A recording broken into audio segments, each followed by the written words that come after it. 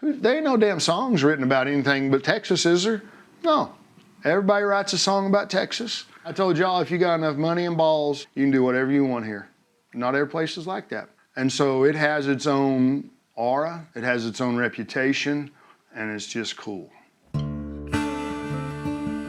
My name's Justin Crownover. I have a business in Sunray, Texas, Lonestar Family Farms. My grandfather moved here in 1959. So we're in the northern panhandle, north of Amarillo. That's where our farms are located, mainly. Our farm goes 60 miles to the west of Sunray, goes 100 miles to the east, 60 miles south, 60 miles north. We grow corn, several different kinds, but yellow, white, non-GMO, GMO, cotton, wheat, rye, barley, canola, and some alfalfa. This is feel-good corn. They've had this variety for a long time. This variety's been around 20 years, but it's been really good for us. But yeah, you go in there days you're having a bad day, you just go in it and it's like, okay, go to the house. I don't have to drink near as much beer or whiskey. It doesn't necessarily indicate what the whole field's gonna yield, but it just makes you feel like you're doing a good job, you know?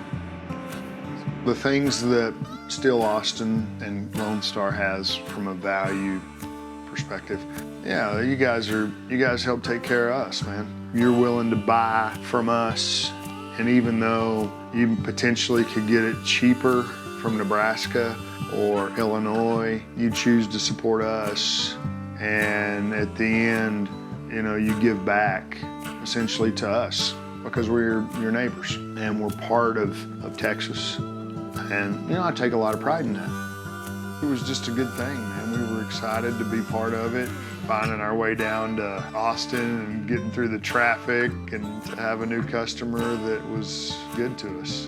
And so we've been doing it for a while. Nobody's fired us, and that's a good thing, and y'all like what we do, and we're ecstatic to be part of it, you know? And it's nice that you feel like somebody's got your back. That's been one of the things that I have appreciated most about Still. Do you drink whiskey much? Some. I gotta keep a governor on it, man. I may be 52, but when I drink whiskey, I'm 22.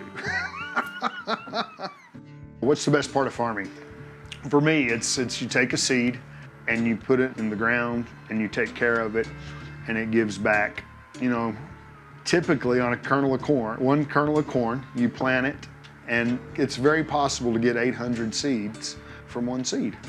So whether it's going to a distillery, a tortilla manufacturer, a feed yard, hogs, a dairy, it is the lifeblood of this part of the world. But here, there's more work than there is people. So it's not as cutthroat in my mind. It's not something like that. It's really, there's a lot of good people here, man. And you know, you gotta have faith if you're gonna farm, because we rely a lot on things that are way out of our power. So we wanna be an advocate for ag itself and give lots of people opportunities to be part of it if they want to. In general, ag is just a beautiful community in this part of the world. And yeah, people are important. Yeah, we're fortunate. Sustainability is really important to us because I want to pass on my farm to my kids, and I want their kids to be able to use it. You know, and our partners in our business, we all want to pass something down and leave it better than how we got it.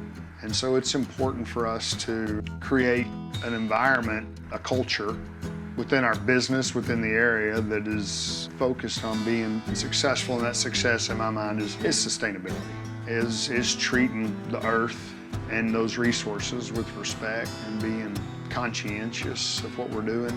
We've been able to stretch our resource, which our resource here is water. We've got great soil, great climate, but it's typically arid. My grandfather used furrow irrigation. Back then, if you were going to grow an acre of corn, you needed to have at least 10 gallons of water.